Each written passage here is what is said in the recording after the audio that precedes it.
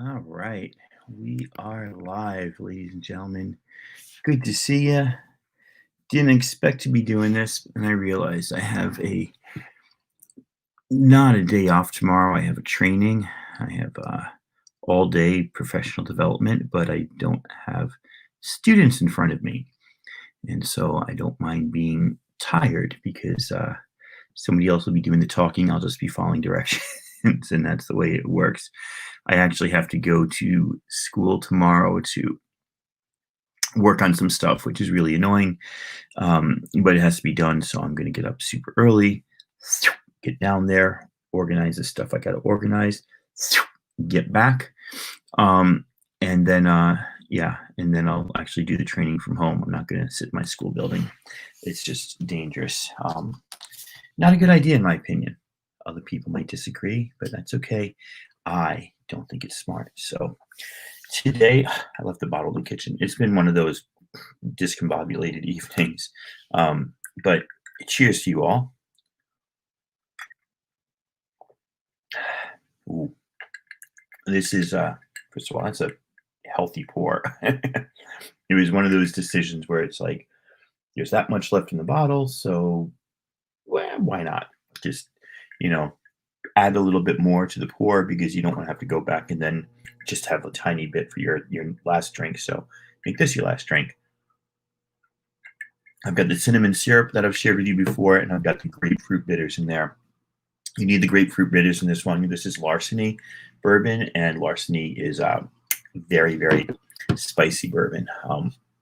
You get hints of pepper and leather and vanilla, but a very tangy way. Probably something else in there that I'm missing, but as we've seen before, if you've ever watched the show, I'm often missing stuff, often don't know what I'm doing. All right, it doesn't look like I got any viewers today. That's okay. We'll just go through some comics and maybe I'll talk about bullshit. I left the bullshit upstairs. I'm not even going to bother getting it. I'll just talk to you about it. But first, let's look at some comics because comics are fun. Right? Right. All right. Went to a store in Auburn, Hills of Comics. Good store. A lot of back stock, a lot of bins, a lot of $3 for $1 bins. And after I went through all of them, I realized that they had a second shelf underneath, all short boxes of $3 for $1. And I'm like, shoot, I could have kept going and could have looked for more, but I think I found enough. So I'll just stick with what I got to start. I'll show that later. This is big and in the way. So first off, I got this Dreadstar. If you're not familiar with Dreadstar by Jim Starlin, Dreadstar was the first book under the Epic imprint, which Marvel started for properties that weren't theirs, I guess. But Jim Starlin started Dreadstar under the Epic imprint.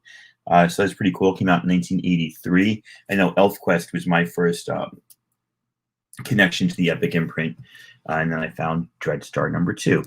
Just a small key, just because it's it's Jim Starlin, which is really cool, but it's also just the first book in the Epic line of comics, an imprint of Marvel, in the same way that Vertigo was an imprint of DC. I also found this one. This is just called Dreadstar. No, actually, it is Dreadstar and Company. This is Dreadstar and Company, The Origin of Willow. So this came out 2 years later, and I guess it was a series of origin books. I'm not exactly 100% sure. Found a bunch of nice books here. I got myself Icon #1, the newsstand. Pretty darn cool. Pair that up nicely with Icon #1, the direct. Pretty happy about that.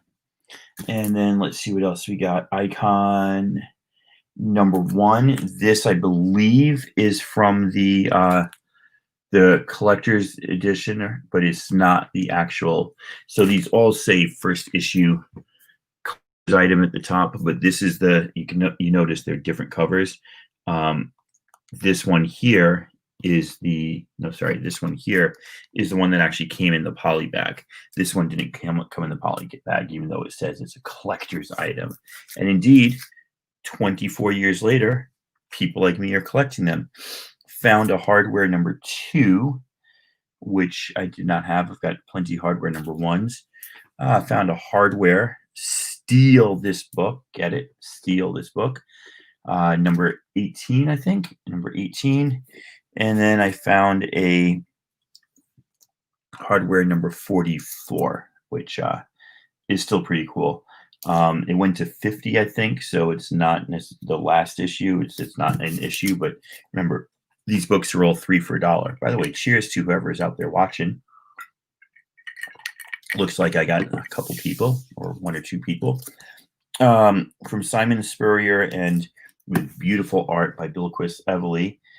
Sandman the Dreaming, number 1. This is when Neil Gaiman, about 4 or 5 years ago, licensed his Sandman properties out to different people to write. This is actually a really good story. I've got like the first 9 issues. I need to get a bit more, but I haven't. So there you go. I have that at least. That's good. Hey, if you're out there watching, give a shout out. Let me know who you are in the chat. 1, 2, 3 for $1, because that's how we roll. 1 of these is polybagged, or 2 of these are polybagged, and I think both polybagged ones come with the same card. Now I can't remember what that card was. I'll tell you in a minute. It is Death Blow. Dun dun dun. So there's a million of these out there, but there's 3 of them right here. All right.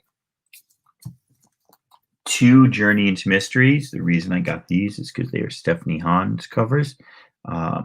Really, really nice Kid Loki on this, and really nice covers here that look kind of like her 633 variant that is super popular, super hard to find, and has evaded my grasp thus far. So I got those. I happen to be a huge fan of Brian Stelfreeze's art. I have his stuff that he did for Boom Studios on Daymen, and I have his Black Panther work that he did with Ta-Nehisi Coates. I don't know much about Kane, but I've got a copy of this, and now I grabbed 2 more.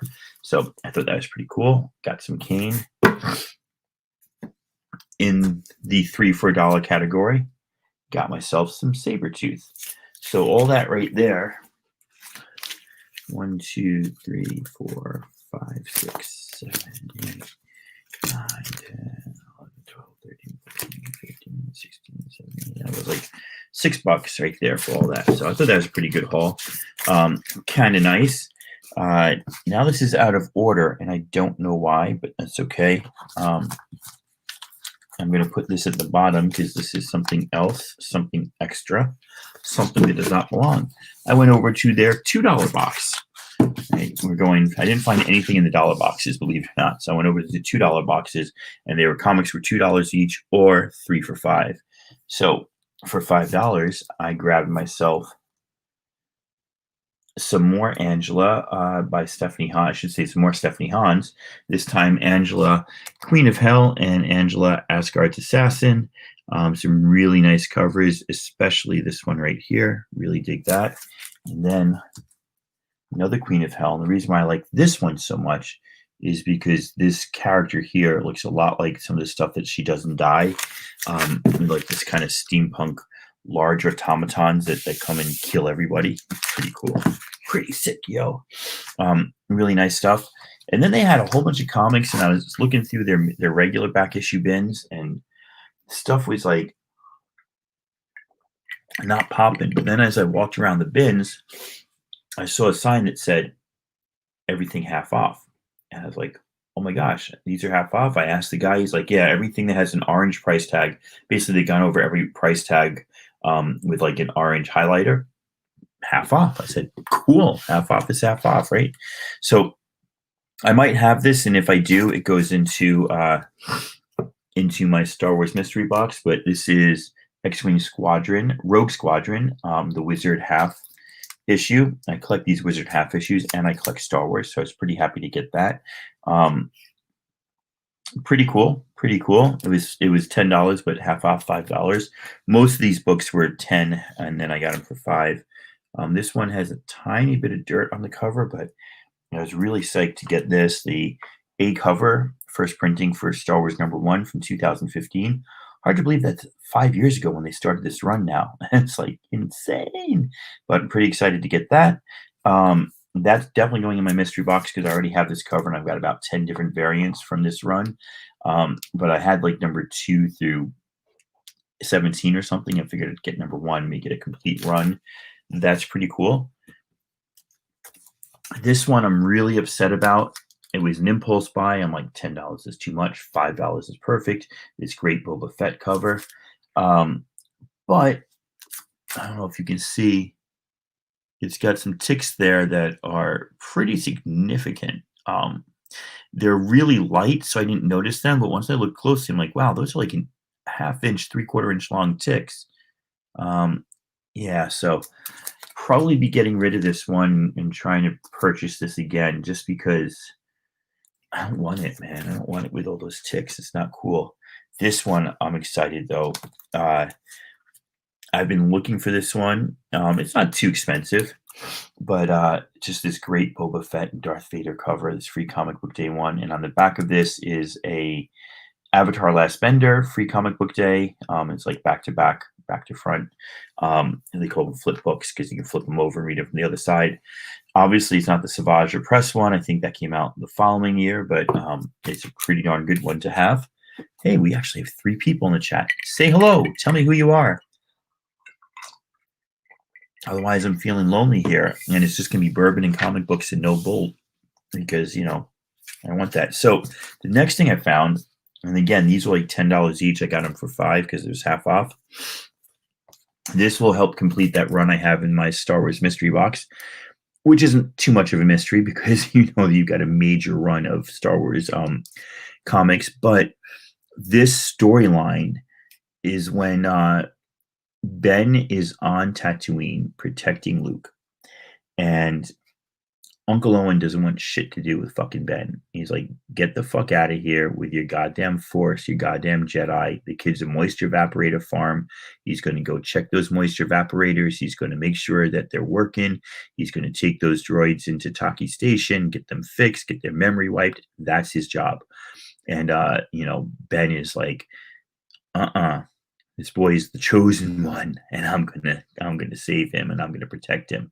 So it's really nice to see. Like, this isn't like old Ben from New Hope. Sorry, Star Wars. From Episode 4. This is like young Ben post Order 66, just kind of fighting it out with Owen, and really cool. But anyway, this is a variant cover, and I have this one, so I thought I'd throw this into my mystery box. If I didn't have this one, I'd get it because I love Ben with like, looks like he's got a couple different non-Jedi weapons slung over his shoulder, and I think that's really freaking cool. So I thought that was cool. But what I really liked is that I got this variant, and I don't know this variant at all. This is the same issue, and this is the 4th variant. If you know how to read your barcodes, right? We go down, what's up? What's up, Flash? I need to go to sleep too, my friend. I really, really do. But I figured I'd just throw this out there first. So this is the 4th variant, and I'm just like, oh my gosh, I've never seen that. That is really, really cool. I appreciate you stopping by, though. That's really kind of you. I don't know, you're East Coast, I think, or Central Time. It's late for you, later than it is for me. So I do appreciate it very much. Thank you, sir.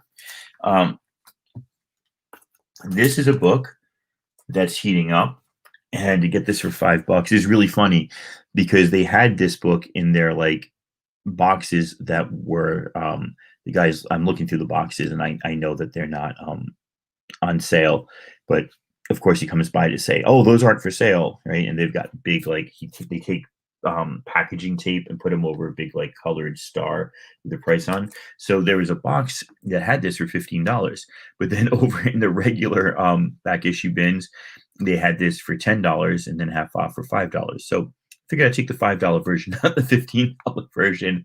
I have this one already, so this will go in my sale box. So this is Doctor Strange #1 from the Mark Waid 2015 run, and the reason you want this is it's the first appearance of Zelma Stanton, who has appeared in every issue of Strange Academy. She is the kind of, I call it like the dorm mom, right? She's the caretaker of his Central Time. There you go. So it's late for you. I appreciate it. I really do appreciate you being here, even if it's just for a minute. So Zelma Stanton, I think, is going to play a larger role. She went looking for Doctor Strange to like help fix her sick dog or something, and then it just exploded from there. She became the caretaker of the Sanctum Sanctorum, and now she's the RA. If you went to college, the resident advisor for all the Strange Academy kids. So definitely digging that. And then another book that's getting a lot of spec. It'll probably die off later, but I just thought this cover was sick. Biggie Shack posted a different variant that I passed up on, and I may go back to get. He posted the costume variant to this today on IG. Shout out Biggie Shack, Immortal. But I like this one better. They had both, and I just ooh. So this one I paid full price for. This was 10 or 15. This is Doctor Strange and the Sorcerer Supreme. I really want to read this run. I read issue 1. I've got a couple of different copies of issue 1. I just thought this was great. Mike Deodato. I love this look. Kind of like the rumpled clothes, the serious I'm gonna kick your ass look from Stephen Strange there. And then this massive battle axe. It's not even a battle axe. It's just like a hangman's chopping axe. I just love that. So this is the 4th variant. So not getting too deep. I don't know how many variants they did for this. I know I've got a few of them, but the reason you want this is it's a great read. It's a great story. I really want to collect the rest of this. But this is also the first appearance of Demon Rider, who's like the Ghost Rider attached to a Native American female from the 18th century. Sleepy Reader. Knew you'd be here, my friend. So this, woohoo, big time. Then I made a mistake. There are 2 similar hip hop variants out there. I got this one for like $5 or $10, and this is $30-$40 book. But I already have it. Really like it. It's Sankovic, right? Long live Wakanda. So it's Jay-Z, Long Live the King.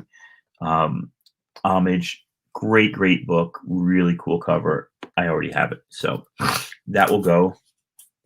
Then I went and I got a package from Southern Comic Geek. And, you know, when you're on auctions with somebody often, you kind of forget what you buy from them, especially if, like, they've got cheap comics, you grab them, and then you message each other on IG. You're like, oh, don't bother with shipping. I won't charge you shipping. You don't charge me shipping. So the cover compels me. So you end up, like, building a box, right? And then I forgot what was in this box. So I was expecting some Star Wars comics, and I got a few more. So thanks, Southern Comic Geek. Got myself a little icon action. So this is the polybagged one. So those ones that I was showing earlier, that's how I knew that this one was the actual collector's edition that's in the polybag, even though they all say collector's edition. This is the real collector's edition. So that's nice. I've got a whole bunch of hardware and icon and 1 and 2 Blood Syndicate and hey, what's up, Ryan? 1 and 2 Blood Syndicate and Zombie something that also was put out by under the Milestone imprint. So sold my statics, got good money for them. I mean, I bought them for $1 each. I sold them when they were like at the $40, $50 level. Now they're at the $80, $90 level. I'll find some more. You know, that stuff is out there. It didn't all dry up overnight. I think I needed this one. I actually finally wrote down which ones I needed. So I need a lot of Marvel Comics Presents. There's like 170 issues, but 75, maybe I crossed it off because I have it, but I didn't have it. So like this 72 to 82 were the Weapon X storylines, and I missed about half those issues. Steven Spock has a sale on IG, and I messaged him. I'm like, hey, I don't got the cash right now, but I'm selling a bunch of comics this Friday on Whodad's channel. If if they're still available, take them. So he's got like the whole run. So I'll take out what I need and I'll turn around and sell the rest.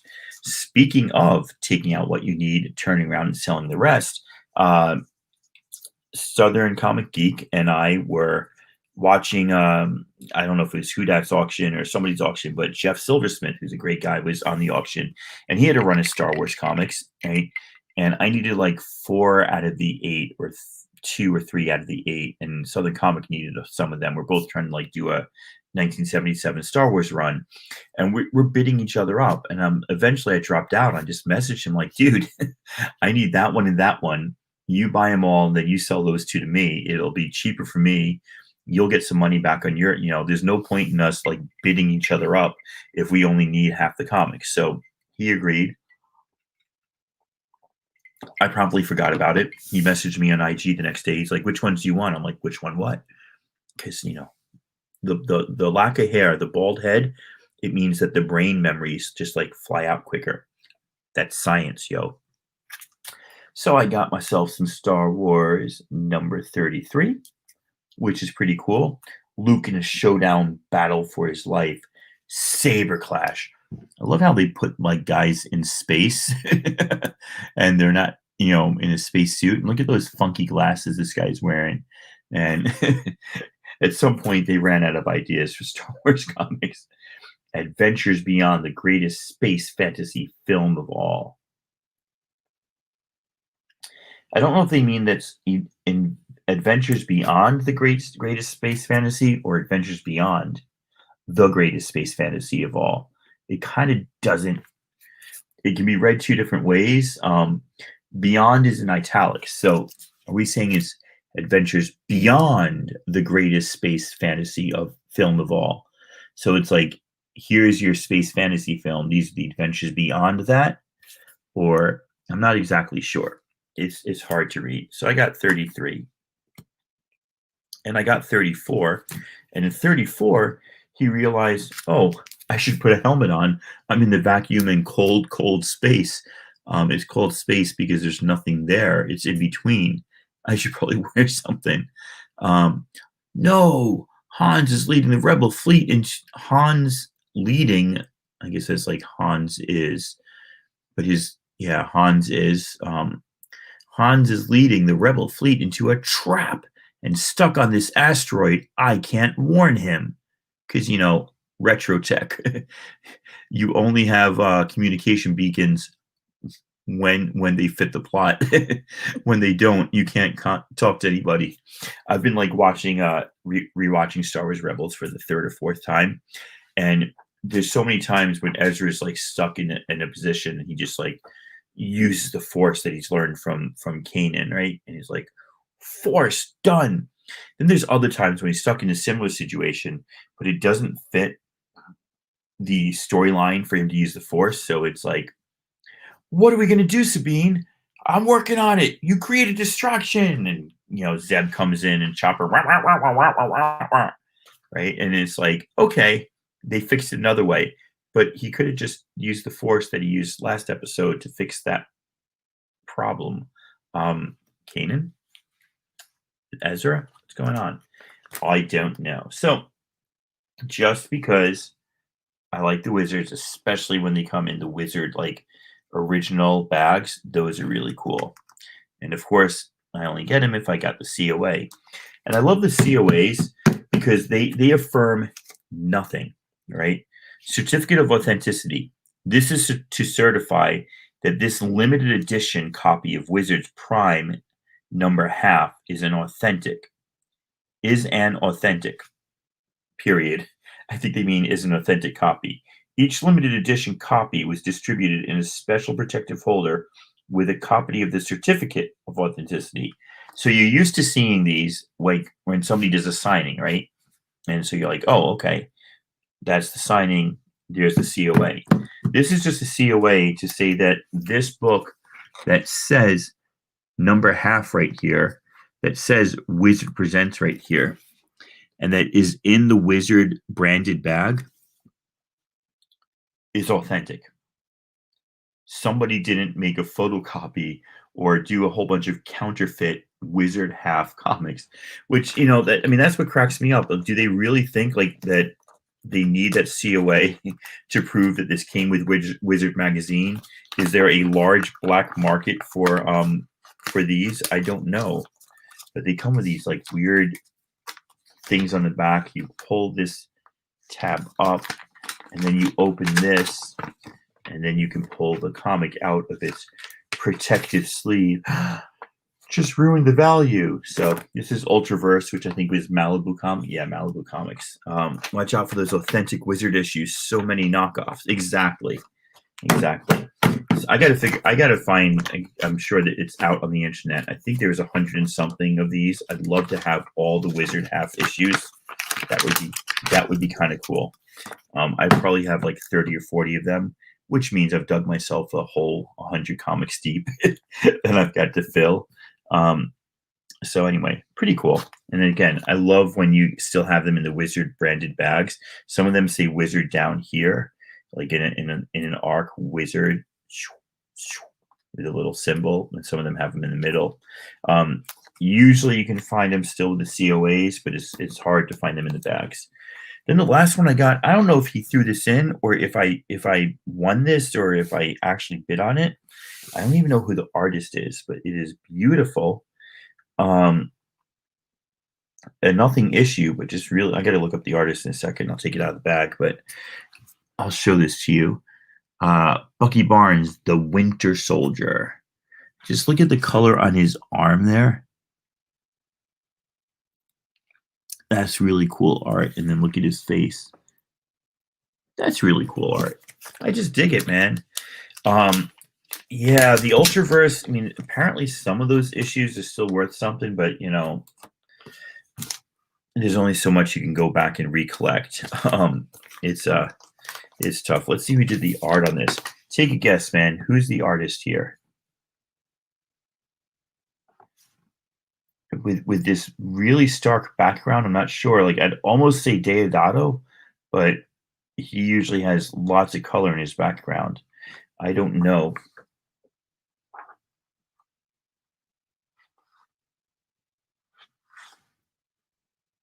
Oh, I was wrong for sure, but I got the right first name.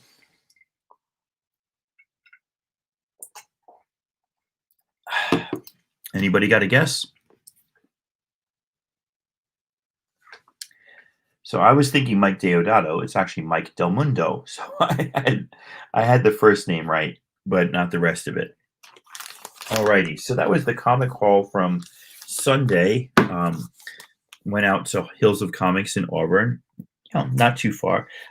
So if anybody's local, first I went to Puyallup and I went to the antique malls. There's a couple of those antique malls where like you rent out booths within the mall. So it's like one big store and it's like there's all these kitschy little, like this person sells farm tools from the 1930s. This one sells Coca-Cola stuff. This one sells Star Wars reprint figures.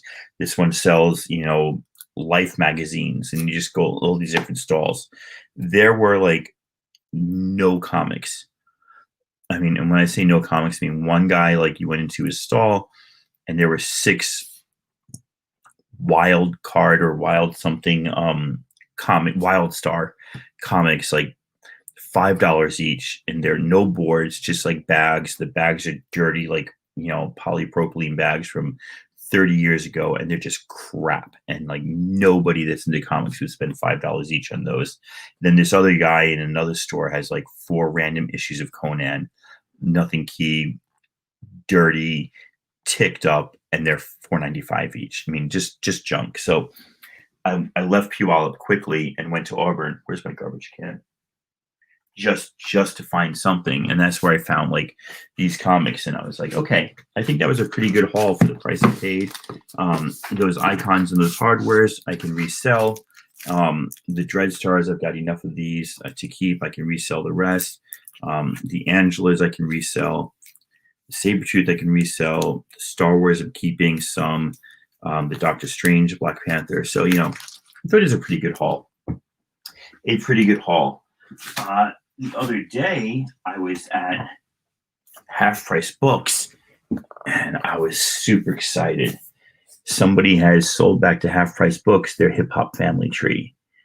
And I love what Ed Piskor did. These are the Treasury editions. So look how big this is compared to my face. It's larger than my face, whereas a comic book is just about the size of my face. Treasury style. Oh yeah, Sleepy Reader, you missed that. I'll run through those again before I leave if you're still up with me. So Grandmaster Flash here, love these. The first time I came across these was actually I still religiously read a website called boingboing.net, and it's just it used to be a Zine that turned into a website. That's just amazing, really really great stuff. And they serialized Hip Hop Family Tree as the original issues were coming out. So before the Treasury editions, but as the single issues were coming out. I've got like issue 1, 2, 3, and 6, I think. I want to collect the individual issues, but I really want to collect these. And if I collect these, I might sell everything but issue 1. So when Boing Boing serialized them, right, it was really cool because at the end of every blog post on their website, they would put links to the songs. So you wouldn't just get to read like an issue of the comic online. You would also get to hear YouTube links of the actual songs. And that was like what blew me away. But check out the inside of this, man. He goes back in history. Cab Calloway, James Brown, Muhammad Ali, like all the influences in hip hop. Before you even get into any like actual hip hop artists, he's got this like great page here. And, you know, Ed Piskor has a style. First of all, he loves printing on old paper like this. It's just beautiful. Wonder Mike from Sugar Hill Gang, Master G, Jazzy Jeff, Keith Heath, MC Shaw Rock, KK Rockwell. I don't even know who that is. Kid Creole, I know. Mel Mel. I don't know. Raheem, Cool DJ AJ, Busy Bee Starsky. Oh my God. I mean, so much cool stuff in here. So, yeah, if you've ever read his X-Men Grand Design stuff, it's like History of the X-Men, but just his art is so particular and unique. Look at this. Look at this. Grandmaster Flash underneath the turntables in a street light in the South Bronx. Oh my God, that's so cool. That is so cool. I love it. I love it. And so this is dedicated to the fuckers that was down from day one. Well, I wasn't born in day one, and it took me a while to get into hip hop, but I was down from like my 26th year on. So yeah, I mean, it's just this great, like, just great storytelling in this art form. So it didn't start on Boing Boing, it's simulcast on Boing Boing. So as the issues were released in like real time, like you could buy them in a comic book shop, that same month they would put out the issue on Boing Boing. So you could read it for free on Boing Boing and then listen to the YouTube at the end, which is really, really cool. And just, you know, he has this art style that's so particular, but sticks he sticks with it. You know, it's consistent all the way through. And so to get these Treasury editions and see it this large, I'm actually really, really excited. I know they've got issue 2, 3, 4. I don't know how many of these there were. Probably, maybe only the 3 or 4. But I would be Cornelius Love. Is that his name? Cornelius Love? I can't remember what his name is now. But anyways, the guy from Soul Train, right? And then these are the breaks. Break 'em up, break 'em up, break 'em up. Curtis Blow, 1980. Oh, it's so beautiful. Yeah, and I just love that. I mean, this paper is definitely thicker and more sturdy than newsprint, but it has the feel and the look of newsprint. It's not glossy at all. Things don't pop. You can't look at any picture in this and go, "Oh, that pops."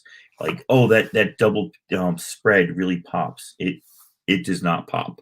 It's all muted, and you have to really, but what it does is it draws you in as a reader, and you really have to pay attention to what you're reading and what you're looking at, and that just makes it beautiful.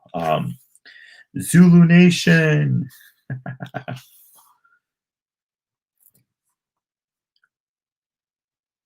And then they're talking about Rick Rubin, right?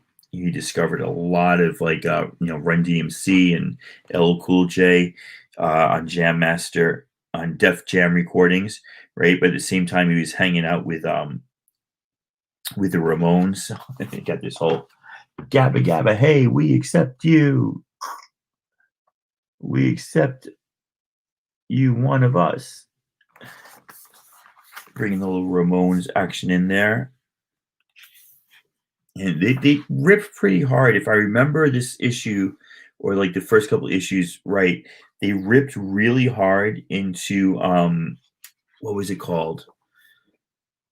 Rapper's Delight. And like I said, like those guys who put out, the Sugar Hill Gang, when they put out Rapper's Delight, they ripped off everybody. Like that beat, that song, those lyrics were already out there by other bands and stuff, and they just happened to be in the right place, the right time, with the right people pushing the right stuff. I don't remember, which is a good reason to reread the story, right? When you find a good story, I mean, so this is great. It's fun, but it tells a good story. Debbie Harry, can we call it Rapture?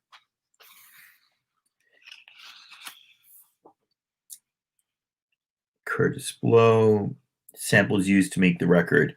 So this is from Sugar Hill goes on to release The Adventures of Grandmaster Flash on the Wheels of Steel, a continuous 7-minute display of Flash's quick mix theory, insisting on doing it live with no production shortcuts. It takes him 3 or 4 tries to get it just right. Samples used to make the record. So this is how like deep he goes into the history of this stuff. Right, he lists all the samples that were on the 7-minute record that the Sugar Hill Gang put out after Rapper's Delight. Sleepy Reader, I got to read it because I'm not sure if it's as strong as I just stated or if it was a little bit more murky. But there is something about like they weren't, though they propelled hip hop and they were the first like hip hop record that you heard, they were not as much of the progenitors as they became portrayed as, I think is maybe that's a better way to put it. But you got Queen, Another One Bites the Dust, Chic, Good Times, Blondie, Rapture, Sugar Hill Gang is Eighth Wonder. They sampled themselves.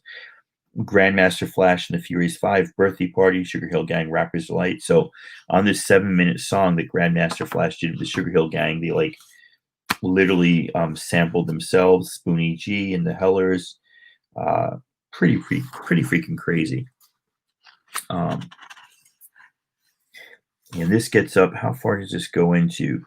Kraftwerk, still the Grandmaster Flash. I mean, this first volume, I don't know how many issues into the comic this is, but the first volume probably goes from like 78 to 80. I don't think it goes much past that. Debbie Harry's Rapture. I don't think was that. I don't think it was that far. So August 1st, 1981, a revolutionary cable television channel begins broadcasting and is in need of a steady rotation of content. MTV. I remember MTV in like 1981 or 1982. I went over to my friend's house. He had one of those cable box where you had to like click the switches, like one of those brown and beige boxes. And I remember watching Twilight Zone by Golden Earring on MTV.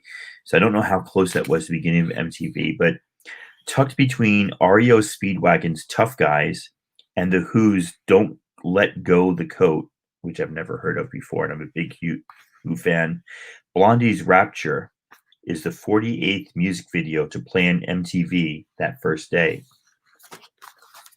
There's history for you. I love when you can learn some history through like a glorious artistic retelling of like the story like this is. I saw Mel Mel and Grandmaster Flash in 83. I thought rap would fade away. It's amazing how it's evolved, right? Me being who I am, I still rap like It's 1983, and I do it mainly to bother my son because my son is so deep into nerd hip hop and nerdcore and Minecraft rap. He was showing me a rap battle between an animated Lego rap battle between Harry Potter and Luke Skywalker, and it was hysterical, right? So he's every day, and I did not expect my son because I've been into hip hop on and off, but I was very much into new wave and punk, and classic rock, and like those are my three big genres. And so I was hoping he'd be into like an alternative punk scene.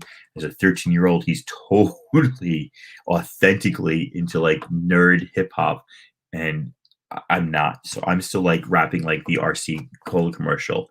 Here you go, because I'm here to say, like, I haven't advanced past 1982. He's just like, Dad, you're lame. And I'm like, yes, guilty as charged right here. Um, don't let go of the coat. No, I don't remember that one, man. And I remember like that was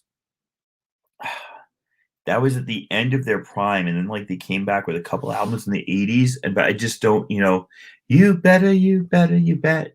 That was like 82, 84. I don't remember that song at all.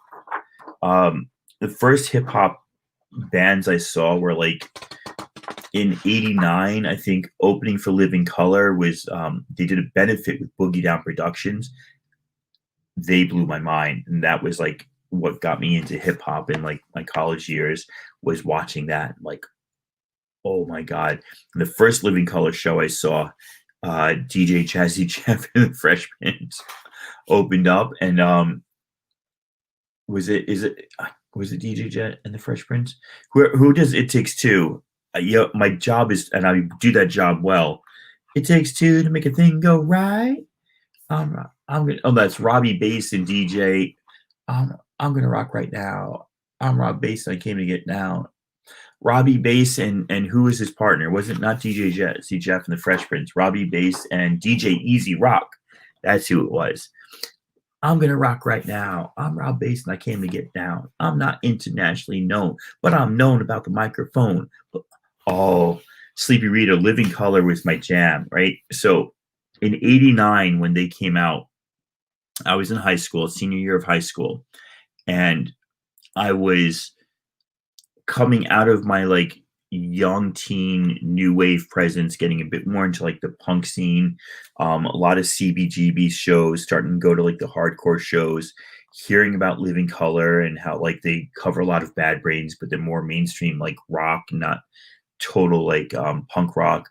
So listening to Living Color, they all of a sudden Vivid came out, and they're all over the place. So I saw them a couple times as a senior in high school, and then like my freshman year in college, I saw them two or three times up in Buffalo, back in New York City on breaks. Went to see them play Binghamton. My friend went to SUNY Binghamton, all over like New York. I saw Living Color like 5 or 6 times in a 2-year period in 1989, 1990. I went all the way up to Toronto from Buffalo. I mean, all the way up. Toronto's like an hour from Buffalo. But I went to Toronto. They were opening for the Stones and the Steel Wheels tour.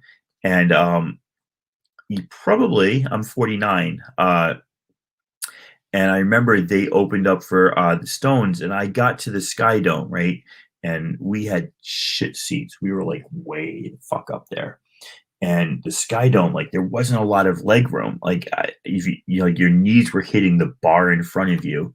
I can't imagine watching a baseball game there for 2.5 hours. And I got to my seats. I'm like, Living Color, and the guy in front of me is like, you missed them. They just played. The Stones are coming out. I was like, oh fuck. So there you go. Exactly 10 years older. You did that really well. I was about to say I was not allowed to go see Grandmaster Flash in 1983 when I was 12 years old. That was not happening. Oh, look at Curtis Blow right down here. These are the breaks. Break them off. Break them off. Break them off. So yeah, I loved Living Color, but I did miss them opening for the Stones on that. So yeah, I got to see this. Oh my god.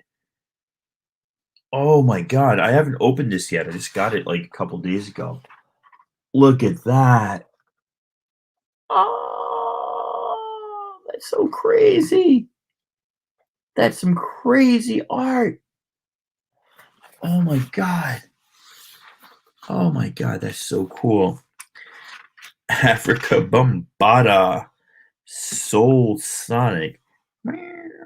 Planet Rock. Oh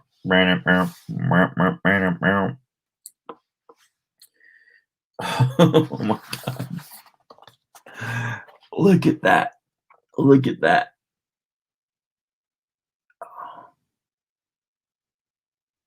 Yeah, so I taught in the South Bronx, but about 25 years after after this was taken. Right, taken. I actually like it was. Oh, and look at this Run DMC, man.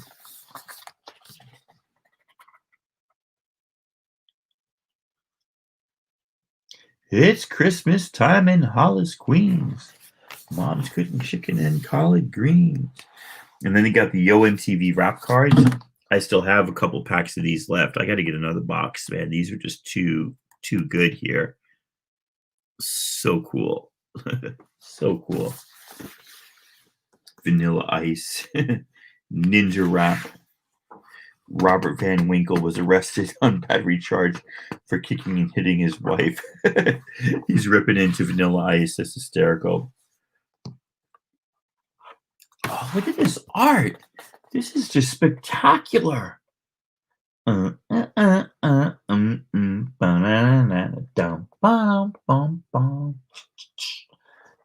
B. and Rakim. Mac Daddy, make you clap to them. I'm having so much fun. I had like literally I bought this on Sunday. I haven't opened it up to yet, and look at these pinups that they did. Knowledge reigns supreme over nearly everyone. KRS-One. The lesson is conducted from the microphone to the speaker. Oh my God, I'm so happy. And then check out Snoop Dogg. Snoop Doggy Dogg. Yeah, my musical talents are lacking. I've always known that. And it's funny because my older son is very musical.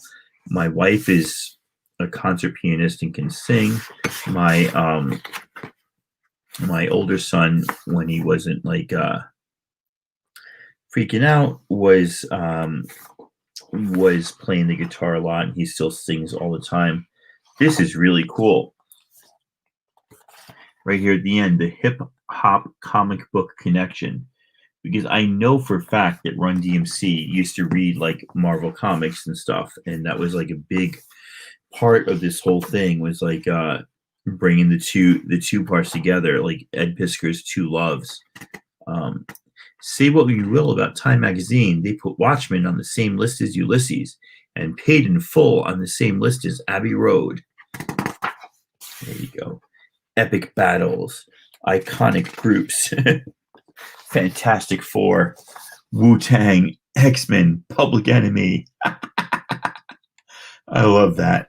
Oh my God, I'm having so much fun. Hey guys, I'm having a conversation with Sleepy Reader. Who else is out there? Let me know, man. Let me know. Ed Piskor is exactly 11 years younger than me, born in 82. Oh, this is just great. And then, yeah, the same. Actually, no, it's not the same. It's a continuation, but it's not the same. Look at all these characters here. Who's that right there? Basquiat, Jean-Michel Basquiat, the famous painter who died too young. So let me see. This is a special collector's issue. I want to see if it says what issues this reprints. Straight Out of the Gutter, then pinups, bibliography. So it doesn't say this prints issues 1 through 5 or 1 through 6. This edition is copyright 2013. It doesn't say this material originally printed in. Usually it says like this material originally printed in. I'm wondering, did he do these first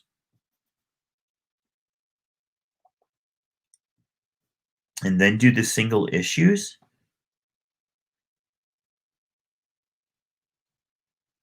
I don't know, man. Like I'm a little shocked and confused now because usually when you get like a collection like this, it says where you can get, the original material, but this seems almost like this is the original. Yes, yes, y'all. Acclaimed young cartoonist Ed Piskor schools you on the old school in this essential, explosively entertaining, encyclopedic cultural chronicle of an American art form that changed the world. Hip Hop Family Tree, originally serialized online at Boing Boing. Oh, so maybe he did it on Boing Boing first. Takes you from the parks and rec room of the South Bronx to the nightclubs, recording studios, and radio stations where the scene started to boom in panels bursting wildly. So it doesn't, after reading this, I'm almost wondering if this came first and then the comics. We'll go see. Hold on a second.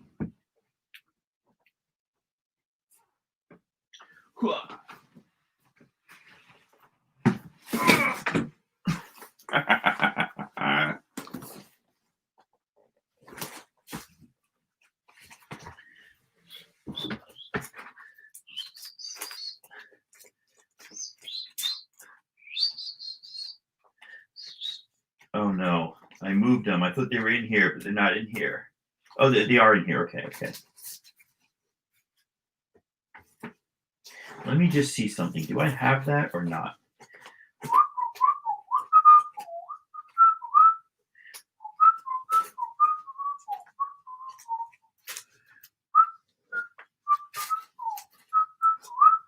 Okay, yeah. So I did have that. So I that's an extra copy. But let's look at Hip Hop Family Tree and see when this came out. So there's issue 1. Yeah, Fantagraphics is a great, great publishing company. Oni Press and Fantagraphics just do some spectacular stuff. Well, listen to this, man. I'm thinking that the Treasury came out first because right in here on the inside of the comic, it says Hip Hop Family Tree, and you got a picture of the Treasury edition. And it says 2015 right down there towards the bottom. I don't know if you can see that. So if that's going to say 2015, I'm going to assume that the comic came out after. And so maybe I should be collecting just the Treasury editions and not the comic. The comic serialized the Treasury editions almost all the time. The Treasury editions, or the graphic novels, the trade paperbacks serialize the comics. But this time it seems like the comics are the later editions. But I'm not positive.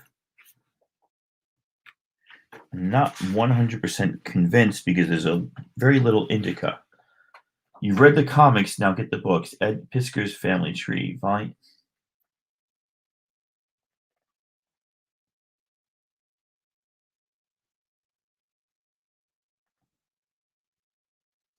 Well, Fantagraphics is Lake City Way, Northeast Seattle, Washington. Didn't know that. Copyright and some material here. Some material herein originally appeared in Hip Hop Family Tree, Volume 1, 1970s to 81. That's what this is, right? I'm not even sure now. This says it came out in 2013.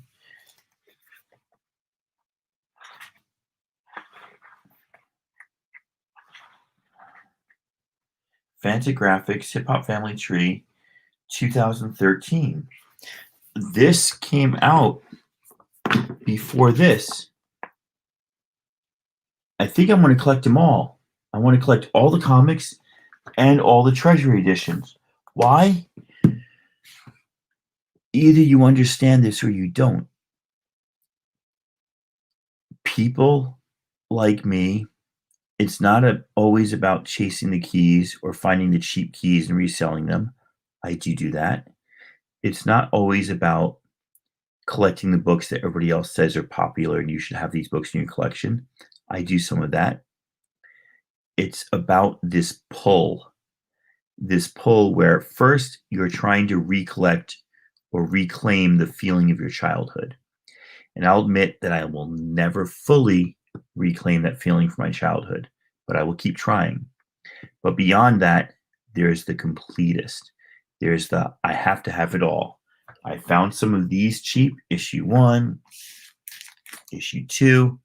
I've got to get them all because I like them. I found these. I got to get them all because I like them.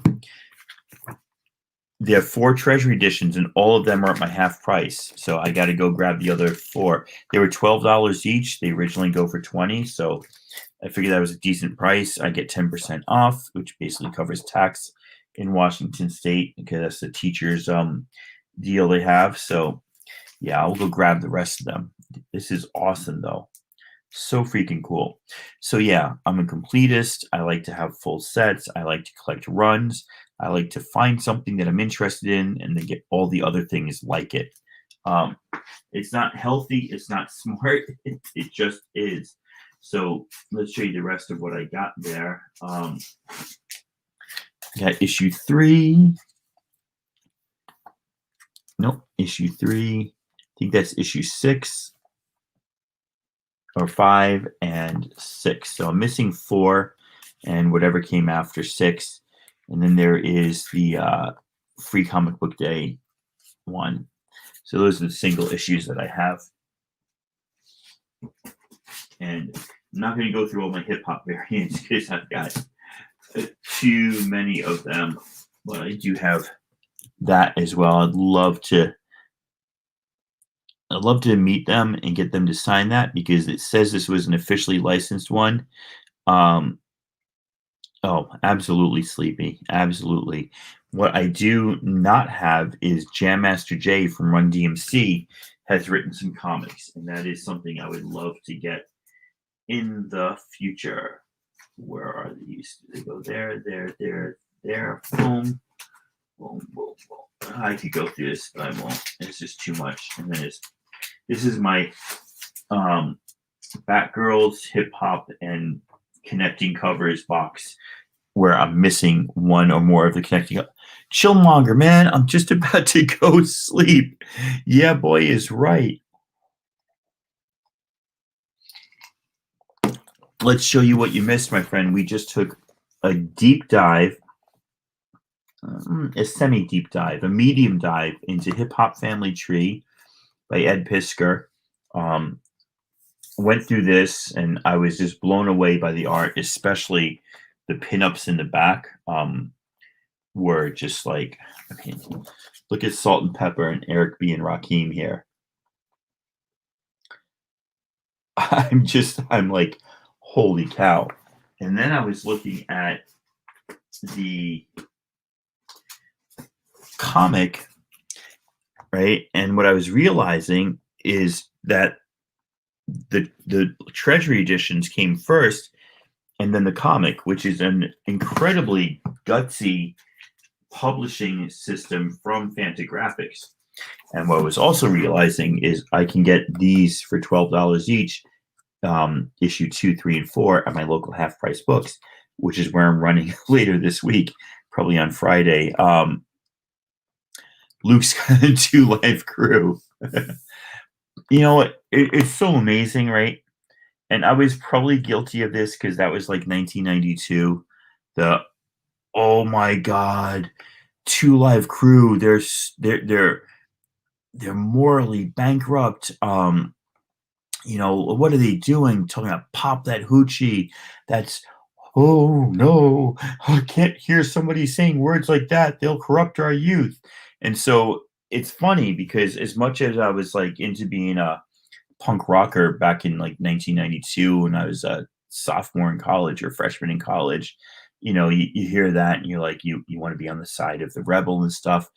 but there is, and I give this to the power of media. There was almost like this backlash in my mind that like there was nothing redeeming about that, and that was somehow wrong, right? And I feel bad that I felt that way, you know, 35 years ago or whatever. But I sort of did have a little bit of that. Salt and pepper, I would have loved to have seen, but there was a little bit of that in me. Back then, I hadn't quite broken free of like my white suburban upbringing and like categorizing things as good or bad. And so I certainly had a feeling about like some of the more radical stuff. I remember in '88, there was this kid who wore a Public Enemy T-shirt to school, right? And he was one of those kids I associated with being a bad kid. And like he's a white kid wearing a Public Enemy shirt. Well, Public Enemy is a revolutionary band, and I heard they were bad. I knew nothing about them, and they're one of my favorite bands now. But when I was 15, I was a little stupider than I am now. So yeah, I certainly remember in the mid to late '80s, like the view I had of hip hop, um, and how it was molded by the popular media out there telling us what was acceptable within hip hop and what was too radical, right? And so there's definitely this feeling that the media portrays things, and pit bulls, same thing. There was this famous New York Magazine that came inside the New York Times, right? And all of us, middle class white boys growing up in Long Island suburbs, we read the New York Times because we thought that made us better than the other middle class white kids who didn't read the New York Times. And so there was this, I remember there was episode of the New York Magazine that came in the New York Times, and it had like a supposed gang member from the inner city holding a pit bull, right, in this picture. And metal is very similar, right? And I just remember like it was like the pit bull, is the whole chain necklace and the stout pit bull look, right? And at that, the way the article read was like, you know, gang members were training these pit bulls to be these killer dogs, and they were all over the inner city. And if you ever go to the inner city, like if you ever walk across that imaginary barrier between outer and inner city, there'll be like pit bulls everywhere. You'll get mauled to death, and the gang members are exploiting these animals. Fast forward, and I believe some of that. Fast forward 25 years later, yeah, it's sad. There are some places in some states in the country that in the states that do that too. But fast forward, like, 25 years later, and my wife introduces me to a pit bull. The first dog that I had as a married man with kids was a pit bull. She passed away last August. I loved her to death. She's my, you know, just my heart and soul. In between the time where before she died, but after we adopted her, we started fostering dogs with a pit bull rescue. We've had 35 pit bulls go through this household. The last one just got adopted 4 days ago. We had her for 6 months, and during COVID, it was hard to adopt dogs. I miss her to death, but like that's like an evolution for me in terms of this stupid, white kid from the suburbs hearing things and reading things, thinking I'm liberal and whatever, but being afraid of pit bulls because of the reputation that was totally media driven, right? 100% media driven. And so now, 30 years later, I've had 30 pit bulls go through my household and loved each and every one of them. Did not want to let the last one go. She was a little too aggressive with her affection towards my son when he had his anxiety and his panic attacks. She would freak out and try to like console him, but she would like be aggressive about consoling him, and that actually increased his anxiety. So, we, even though I wanted to adopt her as a family decision, we said, no, we're going to keep, fostering this one until somebody else adopts her. So we did. So we just have the one pit bull now that, I won't say replaced, but came after the one that died in August. Anyway, I digress. No, I can't digress in this show because I talk about whatever the fuck I want. Daredevil 25. Come on already. Right, Daredevil's on my pull list because I've been a fan of Chip Zdarsky's writing since reading Sex Criminals. I know he did the art, but I know he does a lot of the writing on that. Captara was okay, but then like he started coming into his own, started writing some more stuff. Friendly Neighborhood Spider-Man. Then he wrote Daredevil, and Daredevil was like freaking just a good read, like a really good read. The variant of issue 2 that has Detective Cole on the cover. Detective Cole was a literary device to help Zdarsky develop the story. He's not going to be main character. He's not going to be the only cop in New York City you see for every New York City story in Marvel. He just won't. He's just not going to be a major character. Elektra as Daredevil, if you even read issue 25, she's got some ulterior motives for why she's doing it. Clearly, she's going to give it up. She's only taking over the Daredevil role because she's got this thing going on with the hand that's the revitalized hand that she's learned something about with Stick, who I thought was dead. I don't know. Issue 25, if you paid more than cover price for it, I'm sorry. It's not worth it. It's just not going to be a book that, forget about 5 years from now, it's going to drop in value. 5 minutes from now, it's going to drop in value, and it's just not going to be worth it. It really isn't. And so I beg you to watch this spec. I think Heat Collector, deserves a lot of credit. They write shit in their own app, like, bullet point. This character could only be here for a little bit, and then it could return to Matt Murdock as Daredevil. Please, they're almost like saying, please don't spend a lot of money on this. Like they're begging you. Because Key Collector, at its best, is just a reflection of the market with an explanation. It's not telling you what to buy. It's not telling you like to go get this. And I think they get slammed a little bit because people are like, oh, stop all that spec. It's like, well, they're not specking on things. They're did he? I didn't know that, Chillmonger. So that might change my point of view. Well, it won't change my rant, but it might change the reality. So that is interesting to see. Luckily, it's on my pull, and I have one copy of it.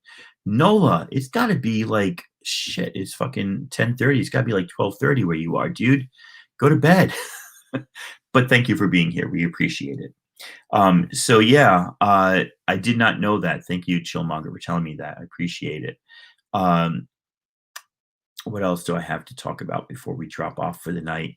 Well, Nola Comics is here. Chillmonger's here. Old Comic Smell and Sleepy Reader here. So we got a gang. We got a gang, and we could go terrorize some people because it's a cool group of people.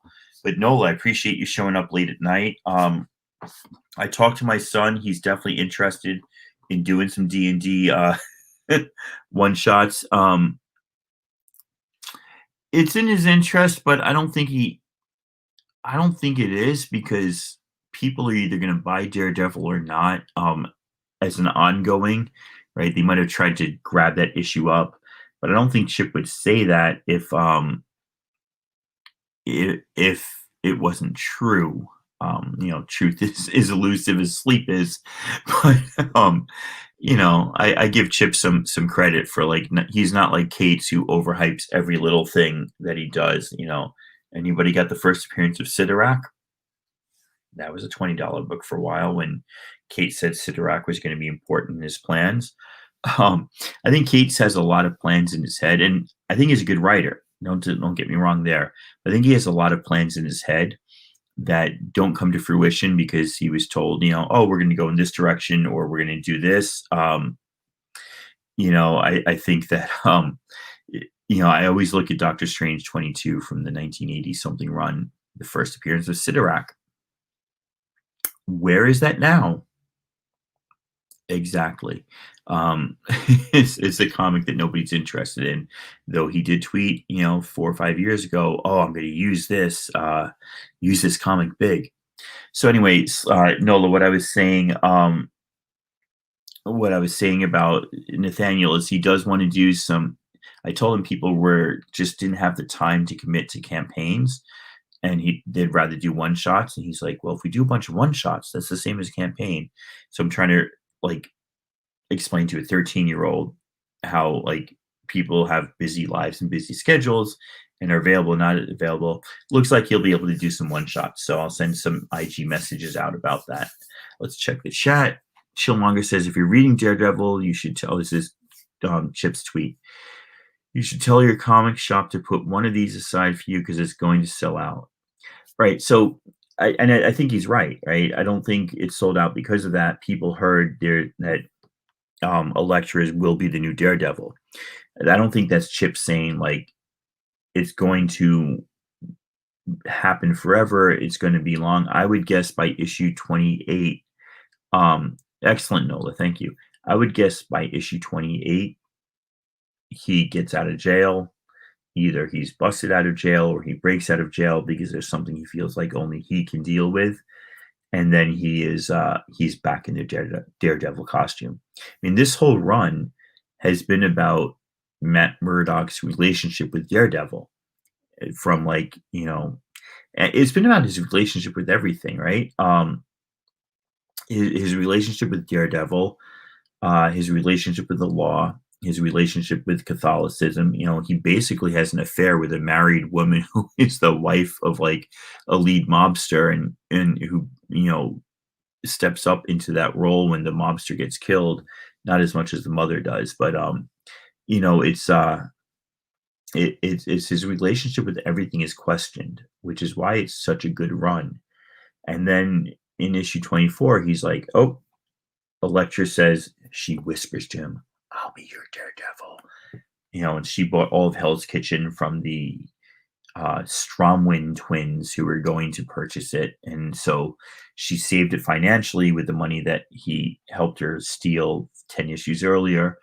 And then, she's going to patrol the streets as Daredevil for him while he's in jail doing his penance that he feels he needs to do, because I guess at the end of I didn't read the run prior to Chips, but I think at the end of the run prior to Chips, he had just killed somebody, and whether it was justified or not is like the basis of this whole run, right? And then all the other moral crises with Catholicism and fidelity and the law all stem from this idea that he had killed somebody, and whether that was right or not, whether he should pay some penance for it. So it's a great run.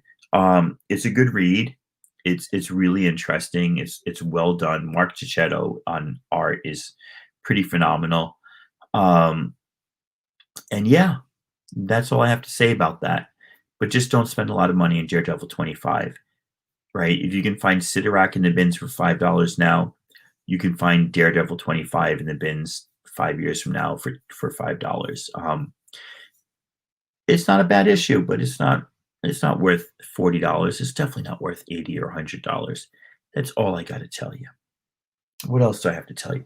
Let me run through the books because I know some of you grabbed here late. This was a hole I went up to a place called Hills of Comics for.